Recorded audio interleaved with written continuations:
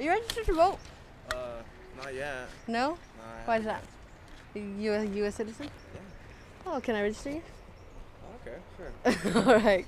Proposition 209 is the eradication of affirmative action programs at the state level. It's a slap in the face to Chicanos, to low-income people, to blacks, to anybody who's underprivileged, I guess you can say, who wasn't born with a silver spoon in their mouth. I would describe myself as being somebody who cares about her community and her earth and the future of her children. Rebecca equals concern.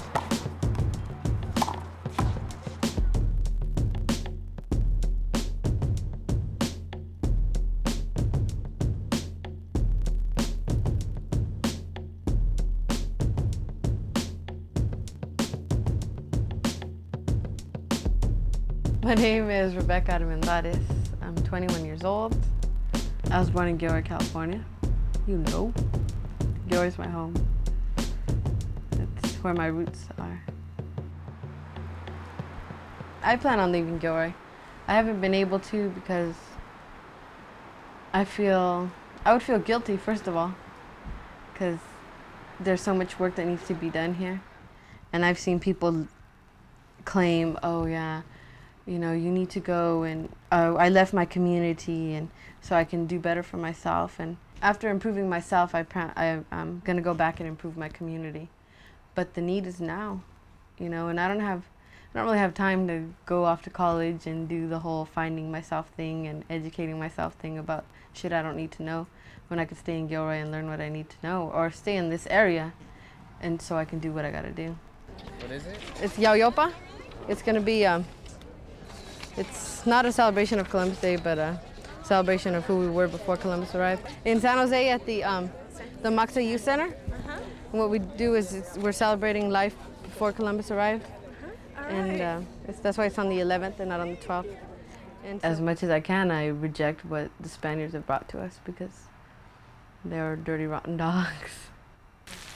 It bothers me that she, you know, that she's not going to school. You know, she only goes to school part time, and I think that she right now that she's very young, she should finish her school and then she'll be able to help the people a lot more.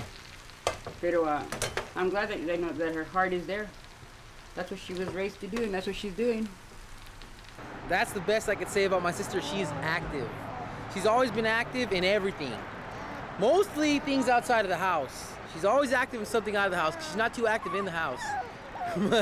She puts in a fantastic amount of hours, you know, that I don't agree with. I don't necessarily agree with philosophically with what's going on, with what she does. I just sort of pull the reins in every so often, you know. I tell her, Beca, you know, you need time for yourself. You need to rest. You've got to rest. You know, just back off. The focus of our voter registration drive and our citizenship project is to make citizens of just community people. Sir, are you registered to vote? Yeah. Are you guys registered to vote? Yeah. ¿Ya se registró para votar? No. No. Sometimes I wish I could get here earlier. I wish there was better ways to get access to the workers. Because it's just difficult because everybody's running late and some people just, they tell you, yeah, I'm registered, and they're not really, you know, I'm not doing it for my own benefit. And I guess, yeah, it's kind of frustrating. It's a big step for Chicano to vote or to become a citizen and then register and then vote. The new Mexicano citizens, they get a look in their eye and they get all like inspired and yeah, fuck Wilson. And it gives them, you know, a sense of of power. These are flyers to for our drive-through voter registration. You register to vote, you just drive up and we'll wash your windows and we'll register you to vote. A Chicano voter is like, he's taking that step and doing something for himself and for his gente. And that's what we need. That's how we plant the seed in them. I was raised Catholic, and so I'm no longer, so I consider myself a recovering Catholic, which means that I can't go to my mom's funeral because she banned me from it. The fact that she's not Catholic alone, you know, that's just not true. I don't agree with it. To me, a person that changes, the way I feel, I'm very strong about it, you know. I was born Catholic, I'm gonna die Catholic. And I believe in it, you know, because I really believe in God. I don't believe in Catholicism. I don't believe in the structure and I don't believe in structured religion, period. And to me, anybody that changes religion, to me, shows a weakness. And I'm sorry, you know, that's how I feel, and that's what I tell her, you know. The Catholic Church is about hypocrisy. And I don't mean to offend anybody, because I think that the faith that people have is the most beautiful thing in our existence. I don't care if it's the God of the Aztecas, it's still the same God. I believe in the God of the Azteca. You know, and as a Chicana, we all have that controversy within ourselves. And we all know what it is, you know. We had our own religion. Vinieron Españoles, they gave us their religion. You know, so we're like caught in a limbo situation where, you know, I believe in the church, but I also believe in the God of the Aztecas, or, you know, the Indigenos, because we're the same person. But I believe that the Catholic Church is just raping the hell out of our gente spiritually and physically and in any other way that it can and historically has. By the time I die, she'll be Catholic. I know that, because I know she still is. Even if she doesn't know it, I know it. I'm her mother, I know. To me, changing religions is a real weakness. And I don't think I have a weak daughter.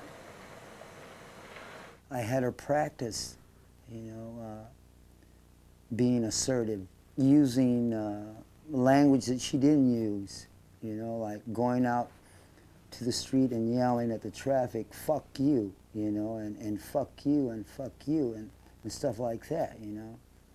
And she learned to be assertive. Register to vote here! Drive through, register to vote! Drive through and register to vote. Hi. Hi. Hi, I was wondering if you're registered to vote? No. No? Would you like to register? My daughter and my son-in-law, that's the one they do all that. But they register for you? I think so. Oh, they register for you? You want to just double check and register anyway? Oh. No, it takes like a minute and a half. Just like your name, date of birth, and address. Who, me? Yeah. No. You sure? Jess, you registered under your own party though. Yeah, remember? I told you. I know, but you can't do that. You gotta register. Oh, Yeah. phony! I did it He anyway. registered to vote, and then he put it says what party? He says my own party. The white, Clinton's the a white, pot smoker. like I don't want to vote for a pot smoker. Gingrich. Who's that? Democrat. You ever been registered to vote? No. Before? It's the I first can't time. believe it. You're already 19. Me too. Yeah, it does. Thank you very much, sir. I did all this stuff before I ever got paid for it. I don't know. Just love for my gente, for all the Chicano people, all the poor people, all the people who've ever been discriminated against, or people who've been discouraged. Just the underdogs. The cucarachas. They're young and you can eat them. Once they become like this, or, you know, you can eat them, but they don't taste as well. I like the fact that my mom is super Chicana. She's always sacrificed all of herself to give it to us. And I hope she never becomes a Hispanic, because if she does, then she's going to lose it. What's a Hispanic? You don't want to know what my opinion of Hispanic is, but believe me, I don't think the Chicanos should, or maybe they should be somebody's Hispanic. There's a heck of a difference between a Chicano and a Hispanic, you know. A Chicano believes in his people and knows what his roots were, and knows that, you know, that he's an American. So, you know, we were born here, whatever. We're an American no matter what part of the Americas we were born. Hispanics are just conformists. They just, in my opinion, is that they're just, you know, wannabes, and they don't know who they are, and that's so sad. They do not know who they are. I think my proudest moment was when she graduated from high school, because it was such a struggle. I know for some people it's just something natural. You know, you just say, what, you think I'm not going to graduate? But for the raza, especially in Gilroy, because at the time that she was a senior, her junior and her senior year, there was a big controversy with the girls' schools, and the principals and the teachers, well, mostly the principal, and unfortunately he was a Hispanic. Okay, tienen que aprender cómo podemos trabajar en el sistema para hacer cambios. And that's what I was talking about, the difference between Chicanos and Hispanic. He made remarks like, hey, you know, Chicanos aren't going to do anything. You know, Mexicans are uneducated and they never fight for their rights. They ain't going to do nothing. You know, you can do whatever you want. And so that started a big war. So when Rebeca and some of her friends took on the school board and took on the administration and started making some fights, it was a struggle for her to graduate. But when she did, I mean, that was, you know, we were all very moved, and it was just very touching. When my parents met, my mom was on the verge of becoming a nun. And my dad had just been released from I don't know how many years in prison. Straight years. From the time he was like 11 or 12. He couldn't find anybody more opposite, more perfect, I guess. When I was little, he was in halfway houses for a little while. They're like rehabilitation, drug rehab homes. I kind of blocked that out, except for a couple scenes. Yeah, this guy gave me a gift. Somebody gave them to me, so they're collectors. And then when I was 16 or 17, he went to jail for about 2 months or a month and a half.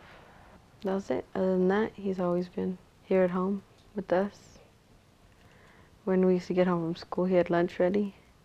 He used to mop and clean and wash dishes and clean the house.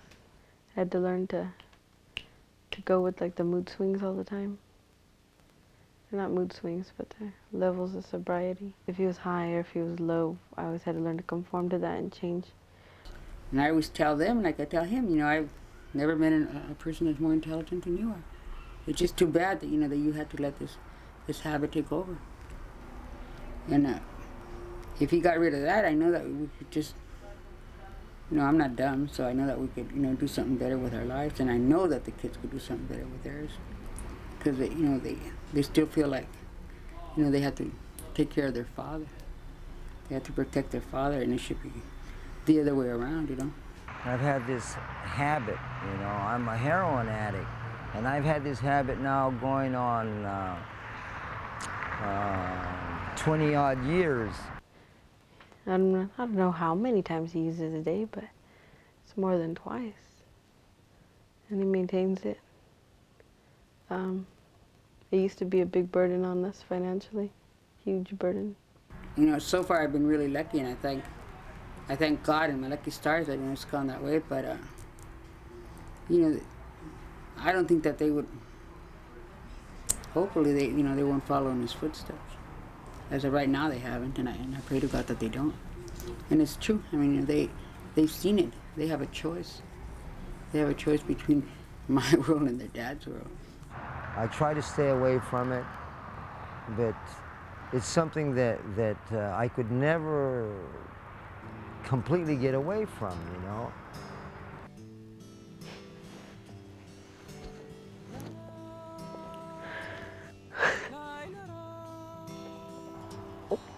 And I've never given up hope on him being sober or sane.